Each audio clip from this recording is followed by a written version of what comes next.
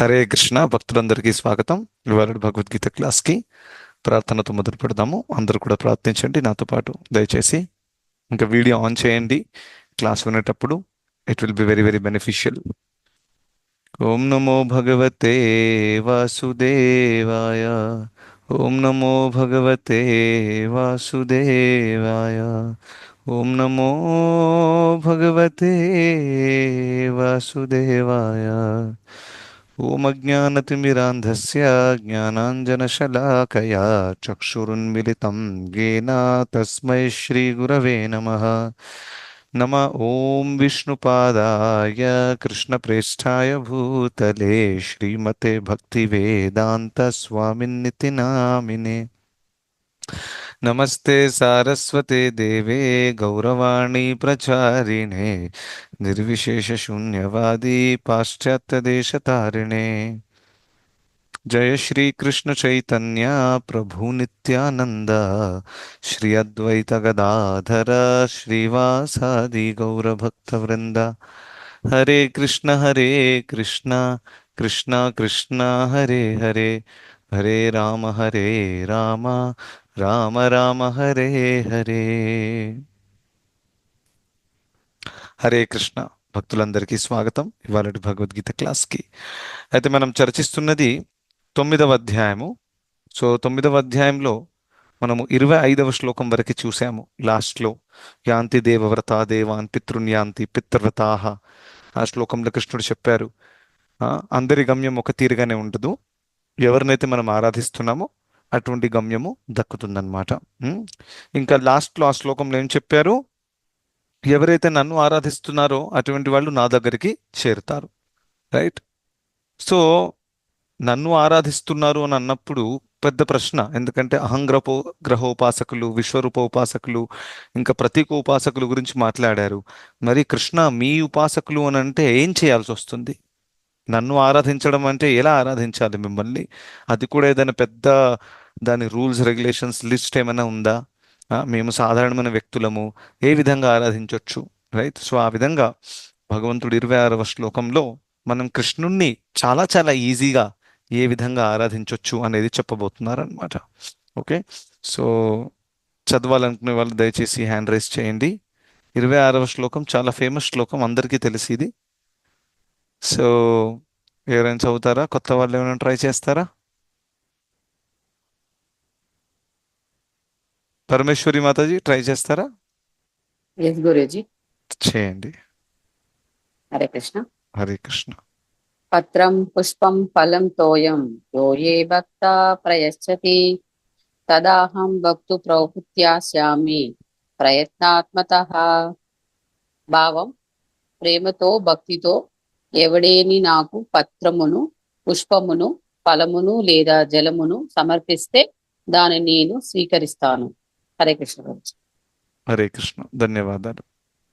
So Krishna భక్తి చేయాలంటే ఏం చేయాలి? At least basic. రైట్. భగవంతుడు చాలా ఈజీగా చెప్తున్నారు ఇక్కడ. ఏంటని? పత్రం పుష్పం ఫలం తోయం యోమే భక్త్యా ప్రయచ్చతి. చూడండి, వేరే ఉపాసనలు ఏవైతే ఉన్నాయో అది చాలా యజ్ఞాలు, యాగాలు, తపస్సుతో కూడినటువంటి మార్గాలు అవన్నీ కూడా మీరు చూస్తే. కానీ ఈ మార్గం చూడండి, నన్ను ఆరాధించే మార్గం ఎలా ఉంది అనేది కృష్ణుడు చెప్తున్నప్పుడు పత్రం పుష్పం ఫలం తోయం. పత్రం అంటే లీవ్స్, పుష్పం అంటే పువ్వులు, ఫలం అంటే ఫ్రూట్స్, తోయం అంటే నీళ్లు. కేవలం ఇటువంటి సాధారణమైన పదార్థాలు కూడా ఒకవేళ మనం భగవంతుడికి ప్రేమతో అర్పిస్తే అది భగవంతుడు స్వీకరిస్తారు. ఇంకా దీన్ని కృష్ణారాధన అని చెప్పొచ్చు. ఈ కృష్ణారాధన చేస్తే మనం కృష్ణుడి దగ్గరికి వెళ్ళిపోవచ్చు.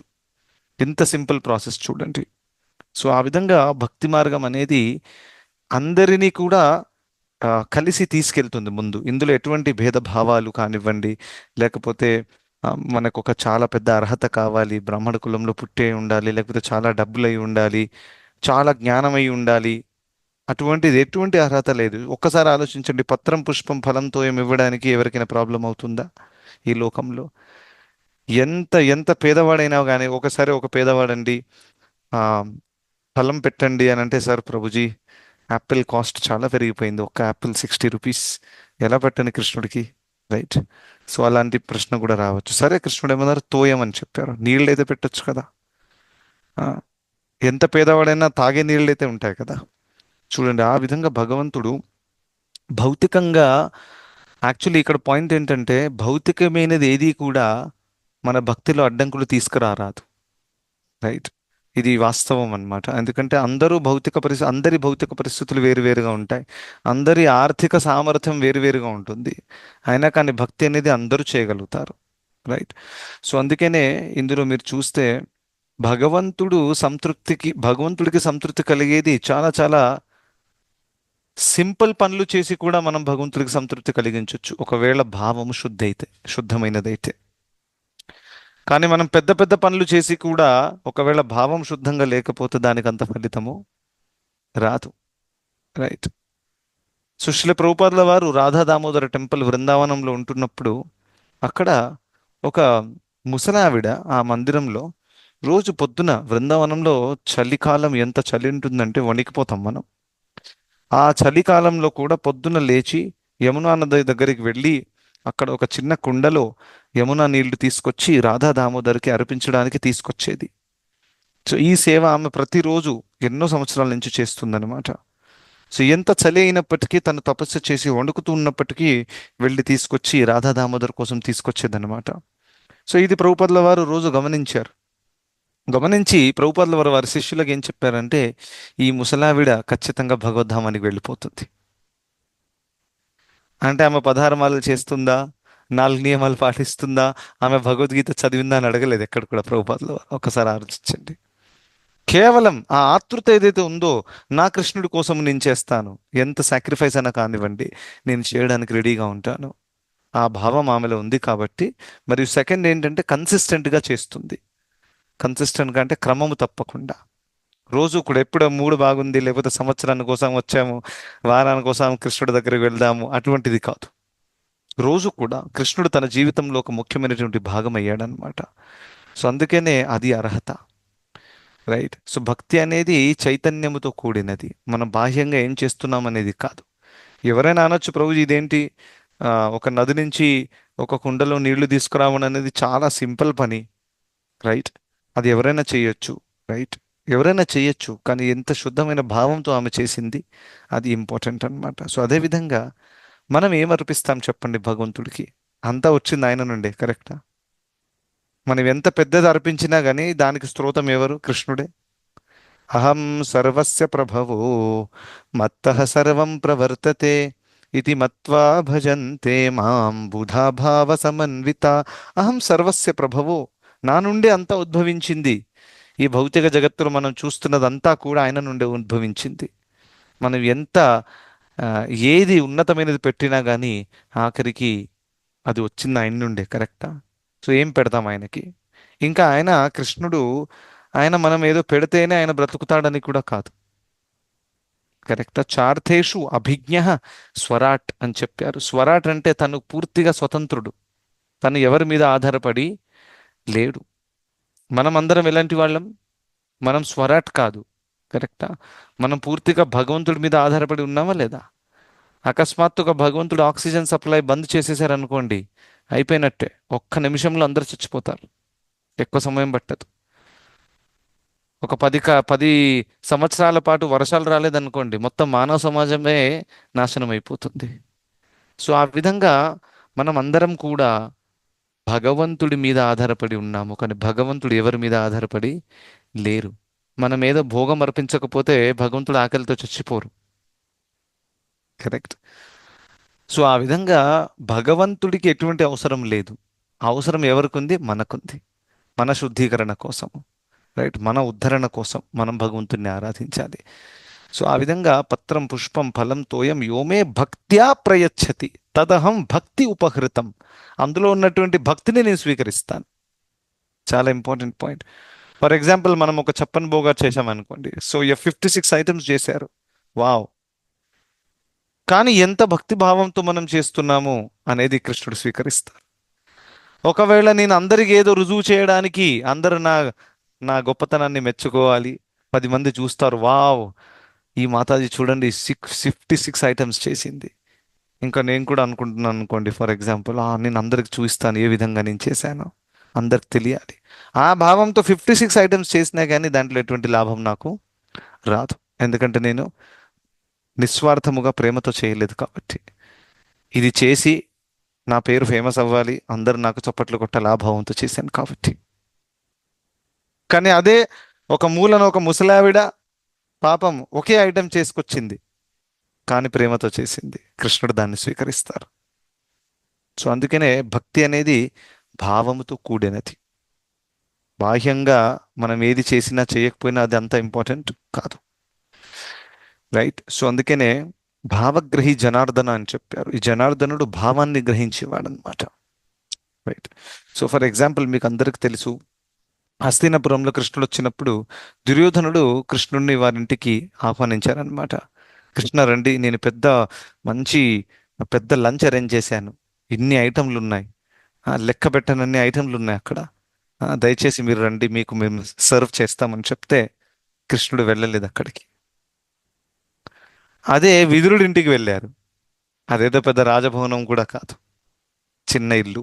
విదురుడింటికి వెళ్తే అక్కడ విదురాని ఏమో జస్ట్ ఎప్పుడైతే తెలిసిందో కృష్ణుడు వచ్చారని తను పూర్తిగా తన్మయత్వంలో మునిగిపోయింది. అరే, నా ఆరాధ్య దేవుడు కృష్ణుడు వచ్చారా, ఆ భావంతో పరిగెత్తుకుంటూ వచ్చింది. కమ్మలు కూడా సరిగ్గా పెట్టుకోలేదు, చీర కూడా సరిగ్గా కట్టుకోలేదు. ఆ విధంగా వచ్చేసి ఇప్పుడు కృష్ణుడు వచ్చారు కాబట్టి కృష్ణుడికి ఏదైనా ఉంటే వండి పెట్టాలి, ఇప్పుడు ఏది వంట రెడీగా లేదు. అతిథి, అతిథి అంటే తిథి లేకుండా వచ్చేవాళ్ళు అతిథి అంటారు, చెప్పకుండా వచ్చేవాళ్ళని. రైట్. సో దాని అర్థమే అతిథి. రైట్. సో ఈయన చెప్పకుండానే వచ్చారు. ఇప్పుడు ఏముంది, సో అక్కడ అరటి పండ్లు ఉన్నాయి. తను ఎంత తన్మయతలో మునిగిపోయిందంటే కృష్ణుడికి అరటి పండు పెడుతున్నప్పుడు తను అరటి పొట్టుని ఒలిచేసి పొట్టుని కృష్ణుడికి ఇచ్చి పండుని కింద పారేస్తుంది అనమాట. తన్మయత్వంలో ఎప్పుడెప్పుడైతే మనం వెళ్ళిపోతే మనకు ఏర్పడదు మనం ఏం చేస్తున్నాం అనేది. ఆ కృష్ణుడు కూడా చాలా హాయిగా ఆ పొట్టును తింటున్నారు. ఇప్పుడు అరటి పొట్టుని ఎవరైనా తింటారా? తిని ట్రై చేయండి, ఊంచేస్తారు మీరు, చేదుగా ఉంటుంది, ఆ? కడుపులో కూడా వెళ్ళదు అది. కానీ కృష్ణుడు చాలా హాయిగా తింటున్నారు, ఇంకా పండుని కింద పారేస్తుంది అనమాట. ఇప్పుడు విదురుడు వచ్చిన తర్వాత చూసి, అయ్యో ఇలా చేస్తున్నావేంటి, కృష్ణుడికి నువ్వు పొట్టు పెడుతున్నావా అని అప్పుడు ఆమె తన్వత్వంలో నుండి బయటకు వచ్చేసి, అరే నేను ఇది చేశానని తప్పుగా భావించింది అనమాట. కానీ కృష్ణుడు ఒక్క కంప్లైంట్ కూడా చేయలేదు. అరే ఏంటండి, నేను రాక రాక మీ ఇంటికి వస్తే నాకు పొట్టులు పెడతారా మీరు అని అనలేదు. ఎందుకంటే తను శుద్ధమైన భావంతో పెట్టింది కాబట్టి కృష్ణుడు స్వీకరించారు. కృష్ణుడికి అరటిపండు పెట్టే స్థాయిలో మనం ఉన్నామా? అన్ని అరటి పండ్లు కృష్ణుడి నుంచి వచ్చాయి. కరెక్ట్. సో ఆ అరటి పొట్టు పెట్టినా కానీ మనం ఎటువంటి భావంతో పెట్టాము అనేది ఇంపార్టెంట్. సో దుర్యోధనుడు అంత మంచి వంటకాలు ఉన్నప్పటికీ ఆయన ఇంట్లో కాళ్ళు పెట్టలేదు కృష్ణుడు. కానీ విదురాని, విదురుడి భార్య, తను అరటి పొట్టు పెట్టింది. ఎవరు తినరు అరటి పొట్టు, పశువులు తింటాయి కేవలం. అటువంటి అరటి పొట్టు ఎవరు తిన్నారు? కృష్ణుడు స్వీకరించారు. ఇది భక్తి అంటే క్యాల్కులేషన్ కొంచెం డిఫరెంట్గా ఉంటుందన్నమాట. ఈ విషయం గుర్తుపెట్టుకోండి. జనరల్గా సాధారణంగా ఒకవేళ ఒక పెద్ద వ్యక్తి మీ ఇంటికి వచ్చారనుకోండి, మీరు ఆయనకు ఒక మంచి ప్లేట్ తీసుకొని ఒక గ్లాస్ నీళ్లు పెట్టారు, ఒక చిన్న తులసాకు పెట్టారు, ఒక యాపిల్ ఫ్రూట్ పెట్టారు, పెట్టి ఆయనకి ఇచ్చారు. ఏమంటాడు ఆయన? ఎవరైనా చెప్తారా? ఒక ఎమ్మెల్యే మీ ఇంటికి వస్తే మీరు ఇలా చేస్తే ఏమంటాడు ఆయన? మీరు డిన్నర్కి పిలిచారు, డిన్నర్లో ఇది పెట్టారు, మీరు పత్రం పుష్పం ఫలం పెట్టారు, తోయం పెట్టారు, ఎవరైనా చెప్తారా ఏమంటాడు? నేను భగవంతుని కానంటాడు ప్రభుజీ. నై ప్రాక్టికల్ గా చెప్పండి, ఏమంటారా? వాళ్ళకి ఏమనిపిస్తుంది వాళ్ళ మనసులో? అంటే వీళ్ళు ఆయన కృష్ణాచార్యులు అనుకుంటారు ప్రభుజీ. దేవుడిగా అలా పెట్టారు అనుకుంటా. అవమానించారు అనుకుంటారు ప్రభుజీ. ఎస్, ఇన్సల్ట్ అవుతుంది. ఒప్పుకుంటారా లేదా? అవమానించినట్టు అవుతుంది. అరే, ఇంత పెద్ద వ్యక్తిని, ఆ, నన్ను డిన్నర్కి పిలిచి మీరు ఒక యాపిల్ పండు ఇంకా నీళ్లు పెడతారా? ఏంటి అసలు అవమానం అవుతుందా లేదా? ఒక పెద్ద వ్యక్తికి మీరు ఇలా పెడితే, సరే ఒక భిక్షం అడుక్కునేవాడు ఉన్నాడు, ఆయనకు ఒక యాపిల్ పండు నీళ్లు పెట్టేసి ఆయన ఫీల్ అవ్వడు, భిక్షగాడు కదా. కానీ ఒక ఎమ్మెల్యేని పిలిచి ఆనందపడతాడు. మీరు ఇలా చేస్తే ఆ విధంగా ఆయన ఇన్సల్ట్ అవుతుంది. కరెక్ట్. అరే ఇంత పెద్దవాడిని నాకు యాపిల్ పండు పెట్టారు, నీళ్లు పెట్టారా? కరెక్ట్. కానీ కృష్ణుడు చూడండి, అనంత కోటి బ్రహ్మాండులకు స్తోత్రమైనటువంటి వాడు, తను కేవలం పత్రం పుష్పం పెడితే కూడా ఆనందంగా స్వీకరిస్తారు. ఎంత తేడా ఉంది చూడండి ఈ లోకంలో ఉండే వాళ్ళకి ఇంకా భగవంతుడి భావానికి చూడండి. రైట్. ఫర్ ఎగ్జాంపుల్, మా ఇంట్లో కూడా ఆ, నేను ఎప్పుడైతే కృష్ణ చైతన్యంలో వచ్చాను అని తెలిసిన తర్వాత చాలా మంది రిలేటివ్స్ నా ఇంటికి రారు. స్టార్టింగ్లో వచ్చారు, దాని తర్వాత రారు. అరే అక్కడ వెళ్ళి ఏం ప్రయోజనం లేదు, రైట్? అక్కడ తాగడానికి బీరు పోయాడు ఆయన, ఇంకా తినడానికి నాన్ వెజ్ కూడా ఇవ్వడు. అటువంటి వాళ్ళ ఇంటికి ఎందుకు వెళ్ళాలి? ఒకసారి రెండుసార్లు వచ్చారు మా ఇంటికి. సో ఆబ్వియస్గా మా ఇంట్లో గౌరనితాయి ఉన్నారు, మా ఇంట్లో రాధాకృష్ణులు ఉన్నారు. So there is no chance. మా ఇంట్లో ఆనియన్ గార్లిక్ కూడా ఉండదు. There is no question. So కానీ వాళ్ళు అనుకున్నారు, అరే ఇదేం పెడుతున్నారు, పప్పు కూరగాయలు పెడుతున్నారు, ఇదేదో పన్నీర్ అంట, ఇది ఎవరు తింటారు ఇదంతా, రైట్? సో ఆ విధంగా నెక్స్ట్ టైము ఆహ్వానిస్తే వాళ్ళు రావట్లేదు, ఏదో ఒక సాకుడు చెప్పేసి రావట్లేదు వాళ్ళు. ఇంకా ఇక్కడ రాకుండా వేరే చోట వెళ్తున్నారు, ఎక్కడైతే వాళ్ళకి మాంసాహారం దక్కుతుందో, ఎక్కడైతే వాళ్ళకి బీర్ దక్కుతుందో. రైట్, చూడండి, అంటే అతిథులకు కూడా కొన్ని డిమాండ్స్ ఉంటాయి, రైట్? ఇది పెడితేనే గౌరవించినట్టు. అయితే నాకేం తెలిసిందంటే, ఒకవేళ ఆ విధంగా ఆ, అంటే మా ఫ్యామిలీలో, మా ఊరి సైడ్లో ఒక అతిథికి గనక నేను బీరు పెట్టలేదు అనుకోండి, అవమానించినట్టు లెక్క. ఆ విధంగా అయిపోయింది పరిస్థితి, రైట్? సో అలా అని అతిథులకు ఎంతో డిమాండ్స్ ఉంటాయి. కానీ చూడండి, కృష్ణుడు అతిథిగా విదురాని ఇంటికి వెళ్తే అరటి కాయ యొక్క పొట్టును తిని కూడా తను ఆనందంగా ప్రతిస్పందించారు. ఇంకా మనం రోజు కూడా నైవేద్యం పెడుతున్నప్పుడు పత్రం పుష్పం ఫలం తోయం కూడా పెడితే కూడా కృష్ణుడు దాన్ని స్వీకరిస్తారు. సో అందుకనే ఈ భావంతో మనం చేయాలి. ఎప్పుడు కూడా ఆధ్యాత్మిక జీవితంలో మనం వెతుకుతున్నప్పుడు బాహ్యమైన విషయాల మీద ఎక్కువగా గమనించకూడదు. అందరు నన్ను ఏమనుకుంటున్నారు, ఆ, లేకపోతే నేను ఎంత చేశాను చూడండి, నేను ఎన్ని ప్రచారం చేస్తాను, ఇవన్నీ కూడా బాహ్యము. మీ మనసులో ఏం నడుస్తుందో అది కృష్ణుడు చూడబోతున్నారు. మీ మనసులో ఏముంది? మనసులో మనం నిజంగానే హెల్ప్లెస్, అంటే నిస్సహాయ భావంతో ఉన్నామా? కృష్ణ నాకు ఎటువంటి అర్హత లేదు, ఏదో నేను సర్వైవ్ అవుతున్నాను భక్తిలో. నేను ఒకసారి అమరేంద్ర ప్రభు ఉన్నారు కదా, మీకు కొంతమందికి తెలిసి ఉంటుంది. అమరేంద్ర ప్రభుతో నాకు ఒక మీటింగ్ ఉండిందనమాట. So 1-on-1 meeting. సో ఆయనతో కలిశాను ఫస్ట్ టైం. ఆ విధంగా మాట్లాడడం జరిగింది. సో నేను ప్రభుజీని అడిగాను, ప్రభుజీ ఎలా ఉన్నారు అని అంటే, ఇలా మీ భక్తి ఎలా నడుస్తుంది, జస్ట్ క్యాజువల్గా అడిగాను. ఏదో సర్వైవ్ అవుతున్నాను అని చెప్తున్నారు ఆయన. చూడండి, సో అంత గొప్ప భక్తుడు. ఆయనతో మాట్లాడే అవకాశం కూడా జనరల్గా రాదు. నాకు ఎలాగో కొంతమంది సీనియర్స్ వల్ల ఆయనతో ఒక అపాయింట్మెంట్ నాకు దక్కింది, ప్రచారం గురించి డిస్కషన్ చేయడానికి. సో ఆయన అంటున్నారు, ఏదో నేను సర్వైవ్ అవుతున్నాను అని చెప్పారు. సో అది చూసి ఆయన వినమ్రత నాకు అర్థమైందనమాట. ఆయన ఎంత పెద్ద లెవెల్లో ప్రచారం చేస్తున్నారు అని అంటే, ఇంకా ఎంత చిన్న వయసు నుండి ఆయన క్లాస్ ఇస్తున్నారు. ఆల్మోస్ట్ ఈవెన్ ఈ వాస్ 15 years old, అప్పటి నుంచి క్లాసులు ఇస్తున్నారు. He might be 30 years now. ఎంత సేవ చేశారు కృష్ణుడి కోసం, ఎంత త్యాగం చేశారు కృష్ణుడి కోసం, రైట్? అయినా కానీ ఏమంటే జస్ట్ సర్వైవ్ అవుతున్నాను, ఏదో నడుస్తుంది భక్తుల కృప వల్ల. ఆ భావము ఎంత మంచిదంటే, అటువంటి భావం ఇంపార్టెంట్, రైట్? నేను అది చేశాను, ఇది చూపిస్తాను, నా గొప్పతనం చూసుకోండి. ఎందుకంటే అహంకారం టైం బై టైం మనల్ని పడుతుందన్నమాట. సో అందుకనే మనం కేర్ఫుల్గా ఉండాలి భక్తి మార్గంలో మనం ముందుకెళ్తున్నప్పుడు. భక్తులు ఎప్పుడు కూడా ఎటువంటి రికగ్నిషన్ అవసరం లేదు. కృష్ణుడు మనకి, మనం కృష్ణుడి కోసం సేవ చేశాము, కృష్ణుడు నామాలు జపించాము, కృష్ణుడికి తెలుసు, దట్స్ ఇట్. మనం లోకానికి డప్పు కొట్టి చెప్పాల్సిన అవసరము లేదు, రైట్? సో ఆ విధంగా పత్రం పుష్పం ఫలం తోయంతో కూడా భగవంతుడు ఆ భగవంతుడికి సంతృప్తి కలుగుతుంది. ఇది ఈ శ్లోకంలో నేర్చుకోవాల్సిన విషయం.